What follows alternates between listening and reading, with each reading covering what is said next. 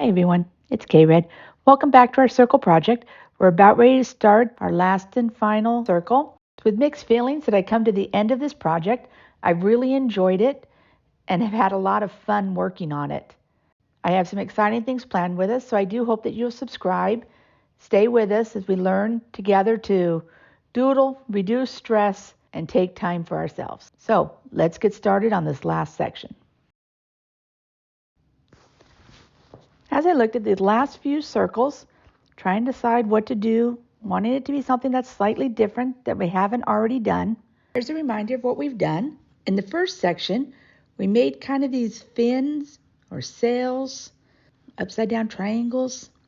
We then did squares, where we did a pattern of lines and a circle. On the third portion, we did these leaves or flower motif. So then this one, we're filling it in with just circles.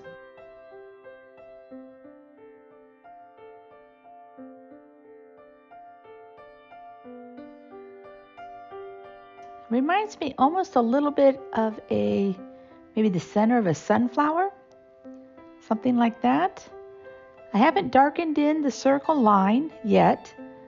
I'm just going right up to where it would be with the different circles. They're all relatively the same size, some smaller, some larger, but it's close to being similar.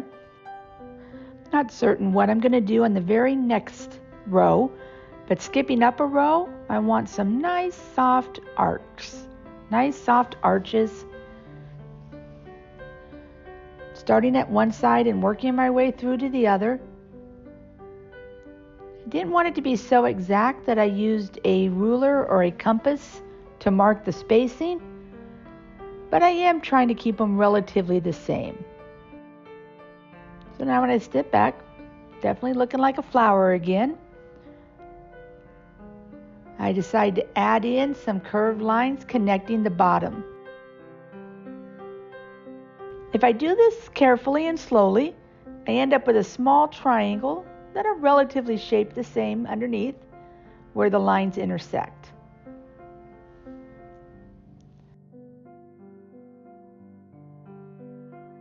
I decide to darken in with a nice thick pen that circle line so it really gives a definition between the arches on top and the lines underneath it. And then very similar to what we did in the last pattern where we colored in behind the leaves or the petals, we're doing that again here.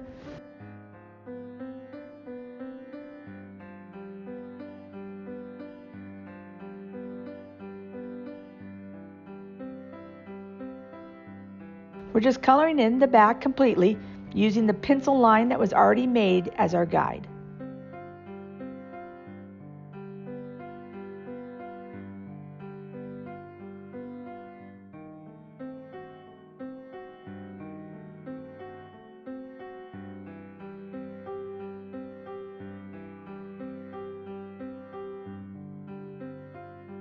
And I just go back in and clean it up a little bit, making sure that there's enough of a space at the top so that it looks like that black background extends just a little bit past the leaf, not the other way around. So if you look at the arches that were made, you can see at the point where it starts to curve in to make the top. So the approximate part that I added the top line.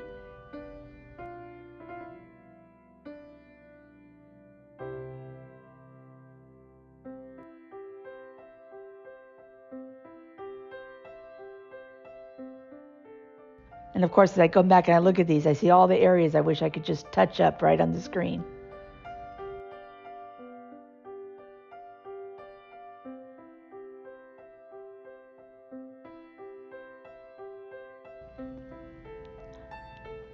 And then I go back and add a second line or an aura line, trying to make it about the same width when I start, but coming to a point down at the bottom. As my hand moves out of the way, you'll be able to see a little bit clearer.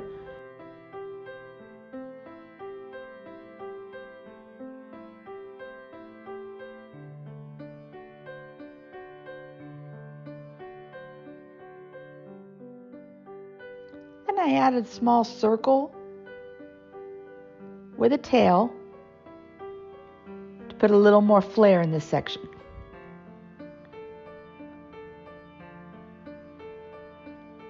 Once again, I'm coming back to that same point, that the circle and that tail ends at the same point that the aura ends.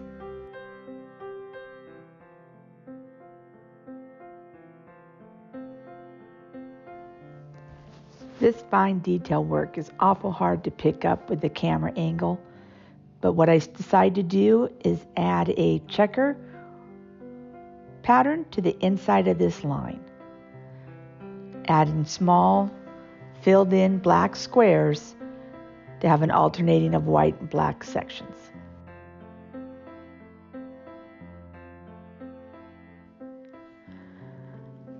The next pattern I attempt does not turn out exactly like I had hoped it would. To me, they look a little bit more like a sad turkey type angle. I think I just came to too close of a point for what I was going for. But there are no mistakes. Sometimes we do something and it's not exactly what we would like. And we put that in our mind. Maybe sample paper next time. Maybe I could have done this in pencil first to make sure I liked it. But we grow and learn. Add a little bit of an accent to it. Probably makes it look a little too much like an eye still. But that's okay. We just keep going with our project. Keep adding one line to the next and see where we go next. And for me, that next section I do is that last outer ring of this circle.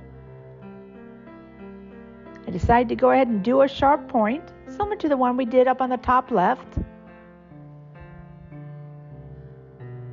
Everything had been so soft up until now.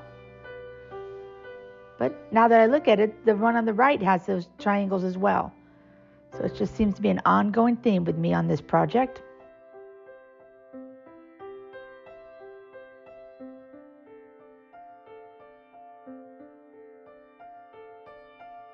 I tried to use the arches below as a guide to help do my spacing, to help prevent one from being too much larger than the next. No measurements on this one, nothing too exact.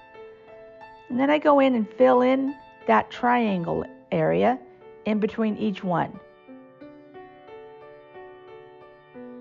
The top I make it a little softer. I don't want it to be as hard a line. I want it to follow the arch of the circle. And then the bottom comes down to a point,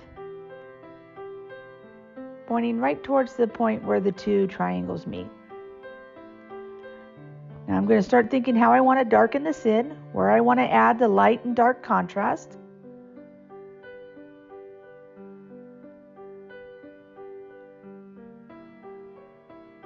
Adding a few little details, little lines to continue the process.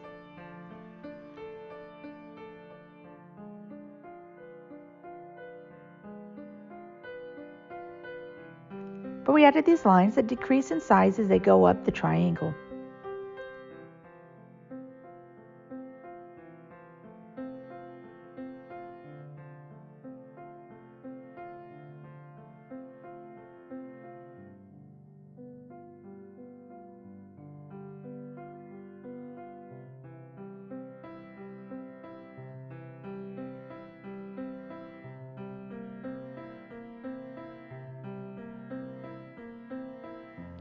In order to save you all just looking at my knuckles rather than seeing what I can draw, I went ahead and cut out some of that. And then decided to close this section out a little bit differently. On all the others, I did a hard dark line on the outside edge, a defining line of that circle. But on this one, rather than continuing all the way across, I just do a small arc on top of each black triangle, and use that as the definition for the outside edge. So now it's time to start doing some erasing. Sometimes when the lines are there, it's kind of hard to decide what needs to be done next. So I work on erasing the lines off the full project. And that's it for this project. I've enjoyed doing these 4 circles. It makes for a fun page to look at all the different variations and all the things we've done. It's a great practice page. Practice doing some things, stretching your mind, seeing what you can think of to do next.